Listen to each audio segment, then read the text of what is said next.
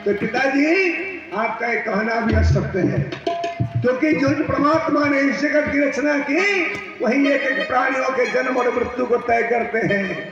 क्योंकि लेकिन आप जो है आप इस अहंकार में भूल गए हैं, अपने बल पराक्रम के अहंकार में भूल गए हैं कि आपको भी ये बल पराक्रम देने वाला परमात्मा ही है। लेकिन आप मिथ्या मतवाद में पड़ गए हैं।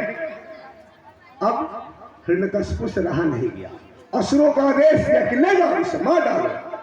असुरों ने किसी ने सांप से डसवाया, किसी ने कुएं में डाला, किसी ने सांपों के कुंड में डाला, किसी ने भाले से घोंपा, किसी ने तलवार से काटा, किसी ने पहाड़ से गिराया, किसी ने हाथी से कुचलवाया। लेकिन फिर भी प्रहलाद जी के जीवा पर एक ही शब्द रहता था, हरि शरणम हरि शरणम हरि शरणम हरि शरणम। और भगवान का नाम उच्चारण करते हुए प्रहलाद जी बार बार बच जाते। अब हिरण्यकशिपु भी डरने लगा, क्योंकि असुरों ने कहा कि महाराज हम लोगों ने एक भी जतन नहीं छोड़ा इसे मारने के लिए, लेकिन न ये तलवार से कटता है, न अग्नि से जलता है, न ये हाथियों के कुचलने से मरता है, न खाई में गिराने से मरता है। अब हम लोग क्या करें, आप ही जो करना है कर लीजिए। अब हिरण्यकशिपु भी उससे डरने लगा कि कहीं ये मायावी विष्णु तो नहीं है, क्योंकि विष्णु छल से किसी भी रूप में आ जाता है हम असुरों को नुकसान पहुंचाने के लिए। या विष्णु का कोई निजी सेवक तो नहीं है मेरे बालक के रूप में। तब हिरण्यकशिपु ने स्वयं मार डालने के निश्चय से प्रहलाद जी से कहा कि रे मूर्ख, आज मैं तुझे मार डालूंगा और देखता हूं तेरा वो हरि तुझे कैसे बचाता है। अब हिरण्यकशिपु की बातें सुनकर प्रहलाद जी ठहरा कर हंसने लगे, कहे कि पिताजी अगर मेरे हरि ने यही तय किया होगा कि आप ही के हाथों मेरी मृत्यु निश्चित है तो मैं अवश्य मर जाऊंगा। लेकिन अगर वो हरि ने यह तय नहीं किया होगा तो आपके भी प्रयास विफल हो जाएंगे। तब हिरण्यकशिपु क्रोध के मारे आग बबूला हो गया और उसने ठीक वैसे ही जैसे आग पर प्रतिज्ञा लपक कर अपना हस्त खो देता है, उसी तरह प्रहलाद जी पर उसने लपका उन्हें मार डालने के लिए। प्रहलाद जी ने कहा कि पिताजी रुक जाइए, आप व्यर्थ चेष्टा करते हैं, ये चेष्टा आपकी व्यर्थ है। हमारे हरि सर्वत्र व्याप्त है, वो हमें बचा लेंगे। मैं आपको अभी भी कहता हूं कि आप उनके शरण में चले जाइए।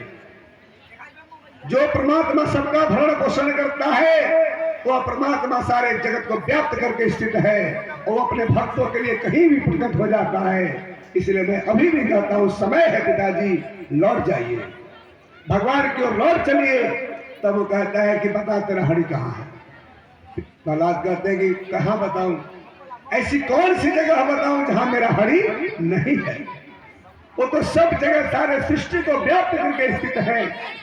उन्हीं से सूर्य तपता है, उन्हीं से अग्नि किसी को जलाती है, उन्हीं के प्रेरणा से वायु बहती है, उन्हीं के प्रेरणा से शेषनाग इस धरती को धारण किए हैं। अब बताइए मैं कौन सा जगह बताऊं जहां वो नहीं है। तब हिरण्यकशिपु कहता है क्या तुझे इस निर्जीव खंबे में भी दिखता है वो हरि। प्रहलाद जी कहते हैं हाँ पिताजी, उन्हीं के प्रेरणा से खंभा भी खड़ा है, नहीं तो ये नहीं खड़ा होता। तब हिरण्यकशिपु कहता है कि देखता हूँ तेरा वो श्रीहरि इस खंभे में कैसे आता है। अब उसने जोर से ढाल तलवार लेकर उस खंभे पर प्रहार किया। उसी समय ऐसा आवाज हुआ मानो ब्रह्मांड फट गया, ऐसा आवाज हुआ मानो प्रलय आ गया।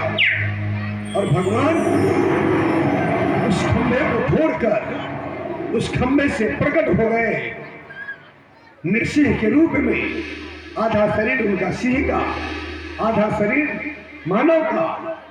हिरण्यकशिपु एक तक देखते रह गया कि खंभे से नृसिंह के रूप में कौन निकल रहा है। और जब वह खंभा से आवाज आया जोर का, ऐसा लगा कि ब्रह्मांड फट गया। थोड़ी देर के लिए हिरण्यकशिपु डर गया, लेकिन उसने देख लिया कि इसका श्रीहरि प्रकट हो गया है, मेरा शत्रु प्रकट हो गया है। और तो उसने तलवार लेकर भगवान पर हमला किया। तो जिस तरह आग पर गिरकर पतंगा नष्ट हो जाता है, उसी तरह हिरण्यकशिपु भी भगवान के पंजे में जाकर अपना अस्तित्व खो बैठा। अब पंजे से छुड़ाने के लिए बेचैन हो गया, तो एक बार हरि ने उसे छोड़ दिया। अब हिरण्यकशिपु को लगा कि हरि ने डरकर छोड़ दिया, तब फिर लपका।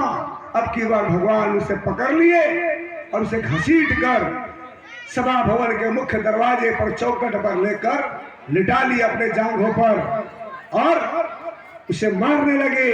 तब वो कहता है कि ब्रह्मा का वरदान झूठा हो गया, झूठा हो गया, झूठा हो गया।